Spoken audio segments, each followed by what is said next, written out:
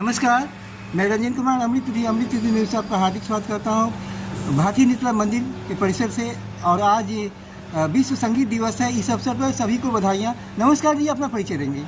नमस्कार। सर्वप्रथम विश्व संगीत दिवस और अंतर्राष्ट्रीय योग दिवस के अवसर पर आप सभी का अभिनंदन करती हूँ, नमस्कार करती हूँ आपको। मैं सुदीपा घोष और मैं नृत्य की साधिका हूँ। भारतीय नृत्य कला मंदिर में आज हम सब यहाँ एकजुट हुए हैं विश्व संगीत दिवस का उत्सव मनाने के लिए। और विश्व संगीत दिवस के अवसर पे मैं कहना चाहूँगी, संगीत के लिए हमारे शास्त्रों में कहा गया है, गीतम वाद्यम तथा नृत्यम त्रयम संगीतम उच्यते, यानी जिसमें गीत भी है, वाद्य वादन भी है और नृत्य भी है। इन तीनों के समेकित मेल को हम संगीत कहते हैं। और आज संगीत दिवस है। संगीत ईश्वर से अपने जीवात्मा को मिलन का एक रास्ता कह सकते हैं हम, वो है। और आज संयोग से योग दिवस भी है। तो योग युक्त होना, युक्त भाव से, यानी संगीत सबके लिए है, सभी दिल गाते हैं और संसार में व्याप्त जितनी भी चीज़ें हैं सभी संगीत में हैं। और योग भी है, युक्त होना, सबको एक साथ लेके चलना। तो आज योगमय संगीत को मनाने का यह दिन आप सबको बहुत बहुत शुभकामनाएं हैं। इसी तरह शुद्ध मन से स्वर साधक बने रहिए। अपने अंदर मन की जो संगीत है इसे सुनने का प्रयास कीजिए और ये देखिए, ये दुनिया, ये जिंदगी कितनी खूबसूरत लगेगी। एक सवाल, ये संगीत के बिना जीवन अधूरा है। और दूसरी बात है, अगर मधुर संगीत है तो जो व्यक्ति जीवन से निराश है और शरीर को त्यागना चाहता है, मतलब आत्महत्या करना चाह रहा है, तो अगर अच्छे गीत मिलते हैं तो नया जीवन भी मिला है। ऐसे बहुत सारे उदाहरण, क्या कहेंगे आप? संगीत के लिए यह कहा गया है कि संगीत मोक्ष प्राप्ति का मार्ग है, लेकिन मोक्ष मृत्यु के बाद नहीं मिलती है। जी। मोक्ष का अर्थ ही है हमारे सनातन धर्म में जीते जी आपको इस बंधन से मुक्त होना।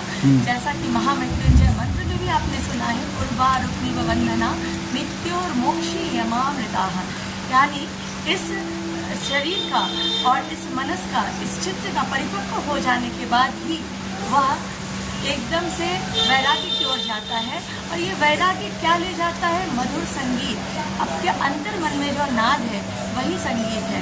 संगीत का अर्थ केवल मात्र इतना छोटा नहीं है कि कोई गायक बैठ के गीत सुनाए, इसका मतलब संगीत नहीं है। संगीत अपने अंतर्नाद को महसूस करना है। मैंने पहले भी कहा, गीतम वाद्यम तथा नृत्यम त्रयम संगीतम उच्यते।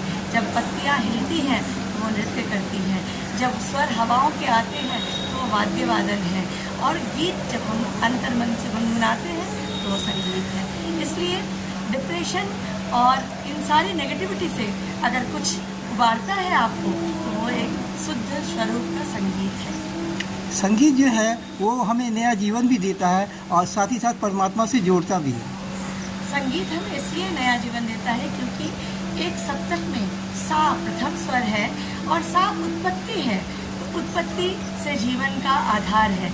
और इसलिए कहते हैं कि कण कण में संगीत बसा है। जब एक बच्चा पहली बार इस पृथ्वी पर आता है तो वो जो नाद करता है, या क्रंदन कहते हैं, हमसे रोना कहते हैं, लेकिन वो भी स्वर होता है। उस स्वर को सुनते ही उल्लास आ जाता है कि बच्चे ने रोया। तो प्रथम संगीत भी एक तरह का अंतर्मन का नाद ही है, एक स्वर है, विशेष स्वर है।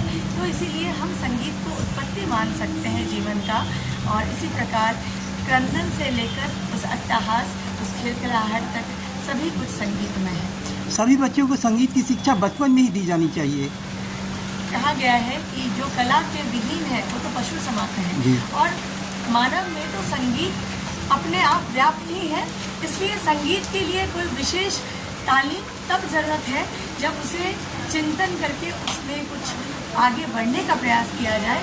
लेकिन जीवन को तो संगीत में सरस समरस बनाना ही चाहिए। और हमारे भारतीय जीवन का आधार भी है सरस, सहज और संगीतमय जीवन। ये शास्त्रों में अनेक उदाहरण के साथ आप पाएंगे कि हमारा जीवन बहुत ही सहज है। तभी हम सरसता के साथ अपनी क्रियाओं को करते हैं और वो संगीत में है। सुदीपा जी, आपका जो अचीवमेंट है नृत्य के क्षेत्र में, उसके लिए आपको हार्दिक बधाइयाँ। और आप इसी तरह आगे बढ़ती रहें और पुरस्कारों की बारिश होती रहे। इसी शुभकामनाओं के साथ मैं रंजन कुमार अमृत न्यूज़ पटना बिहार। जय हिंद, जय भारत, वंदे मातरम।